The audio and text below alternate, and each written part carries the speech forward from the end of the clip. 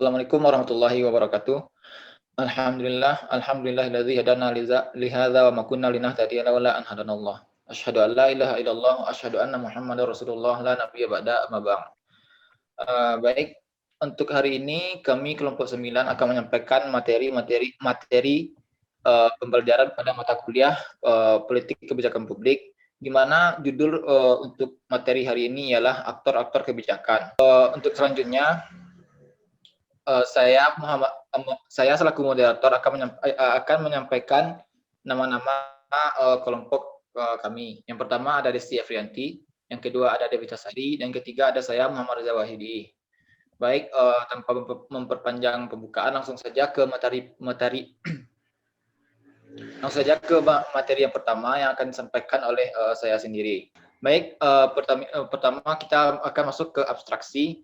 Makalah ini bertujuan untuk mengetahui konsep kebijakan publik dan aktor-aktor kebijakan publik. Kebijakan publik secara umum adalah arah tindakan yang mempunyai maksud yang ditetapkan oleh seorang aktor atau sejumlah aktor dalam mengatasi suatu masalah atau persoalan publik. Dalam sebuah aktor kebijakan terdapat 3 aktor secara umum, yaitu aktor resmi, aktor tidak resmi, dan yang terakhir adanya perlibatan stakeholder. Selanjutnya, pendahuluan. Runtuhnya rezim Orde Baru yang ditandai dengan lahirnya reformasi politik pada tahun 1998 menunjukkan adanya perubahan peran dari masyarakat dalam penyelenggaraan pemerintahan daerah.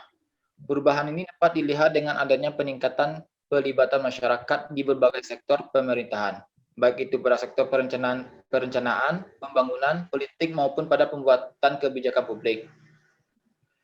Dalam perspektif jaringan, pemerintah tidak lagi berperan sebagai aktor tunggal atau single aktor.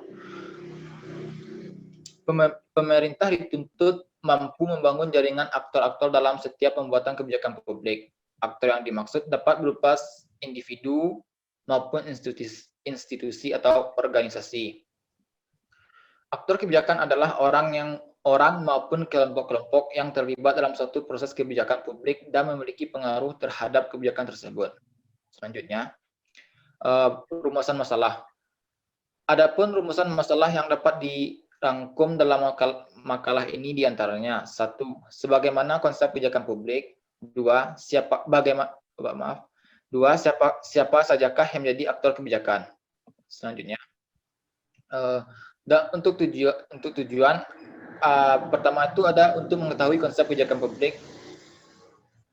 Yang kedua untuk mengetahui yang menjadi aktor kebijakan. Selanjutnya, manfaat dan dapat mengetahui konsep kebijakan publik. Yang kedua dapat mengetahui yang menjadi aktor kebijakan publik. Baik, langsung masuk ke materi. Pertama ialah konsep kebijakan publik. Kata publik dalam istilah kebijakan publik dapat dipahami jika kita kaitkan dengan kata privat.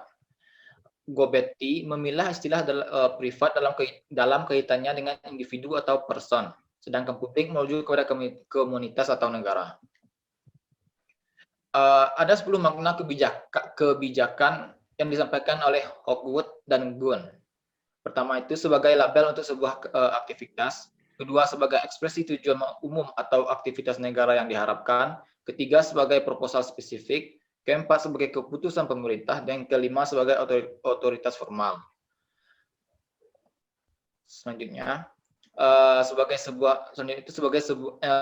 sebuah program, sebagai output, sebagai hasil atau outcome, sebagai teori atau model, dan sebagai sebuah teori atau proses. Baik, sekian penyampaian materi dari saya. Selanjutnya akan disampaikan oleh Saudari Devita Sari. Kepada Saudari Devita Sari, saya persilahkan. Baiklah, saya akan melanjutkan pembahasan dari materi sebelumnya. Masih mengenai konsep kebijakan publik, Anderson mengutarakan bahwa kan dikembangkan atau dirumuskan oleh instansi-instansi serta pejabat-pejabat pemerintah. Selanjutnya, Frederick mengartikan kebijakan sebagai suatu tindakan yang mengarah pada tujuan yang diusulkan oleh seseorang, kelompok, atau pemerintah dalam lingkungan tertentu, sehubungan dengan adanya hambatan seraya mencari peluang untuk mencapai tujuan atau sasaran yang diinginkan. Konsep lainnya, bahwa kebijakan publik dapat diartikan sebagai suatu tujuan tertentu atau serangkaian asas tertentu, atau tindakan yang dilaksanakan oleh pemerintah pada suatu waktu tertentu dalam kaitannya dengan sesuatu subjek atau sebagai respon terhadap suatu keadaan yang kritis. Yang berarti bahwa dirumuskannya sebuah kebijakan disebabkan oleh adanya masalah yang perlu segera dicarikan solusinya yang bermanfaat bagi publik atau kelompok sasaran atau stakeholders. Selanjutnya ada aktor kebijakan. Aktor kebijakan menurut Madani yaitu ada aktor internal dan eksternal. Aktor internal, aktor yang menjadi leading sektor atau memiliki kuasa penuh atau tanggung jawab penuh terhadap kebijakan tersebut. Aktor eksternal, aktor menjadi pendukung dalam perumusan ataupun pelaksana kebijakan atau program yang telah ditentukan.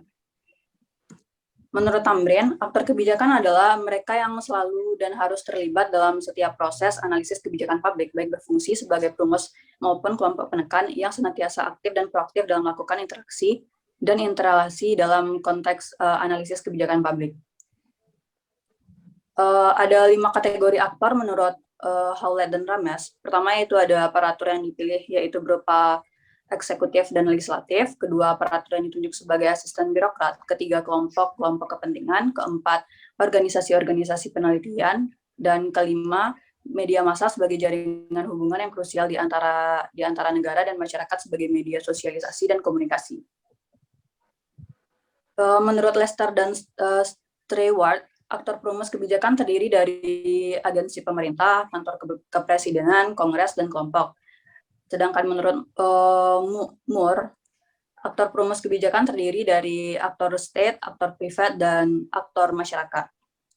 Aktor dalam kebijakan menurut dalam 2017 halaman 7, aktor resmi adalah agen pemerintah, birokrat, presiden atau eksekutif, DPR, legislatif, dan lembaga peradilan yaitu yudikatif.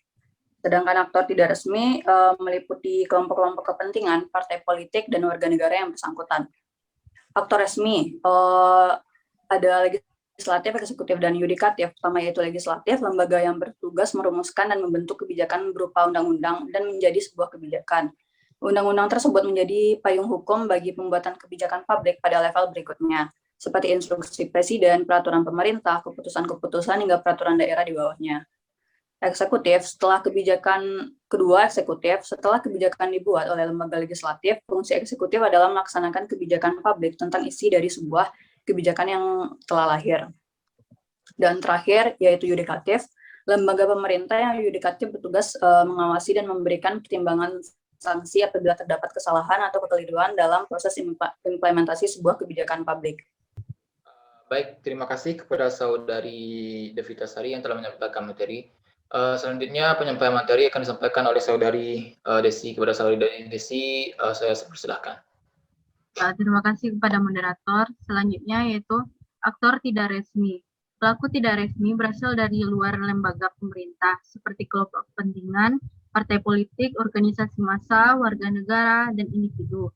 Pelaku ini tidak mempunyai peran dalam pengambilan keputusan kebijakan, tapi berperan dalam memberikan saran, usul, masukan, bahkan intervensi kepada pelaku resmi pembuat kebijakan agar dapat meloloskan atau menggunakan bentuk kebijakan yang mereka inginkan.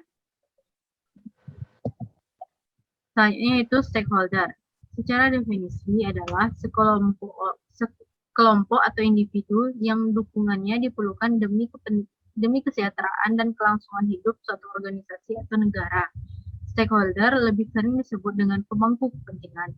Stakeholder dapat diartikan secara lebih umum sebagai pihak-pihak yang terkait yang mempunyai perhatian dan kepentingan terhadap suatu program atau kegiatan. Menurut Clarkson, stakeholder terbagi atas dua, yaitu stakeholder primer dan stakeholder sekunder. Stakeholder primer, pihak di mana tanpa keterlibatannya yang berkelanjutan, organisasi tidak dapat bertahan.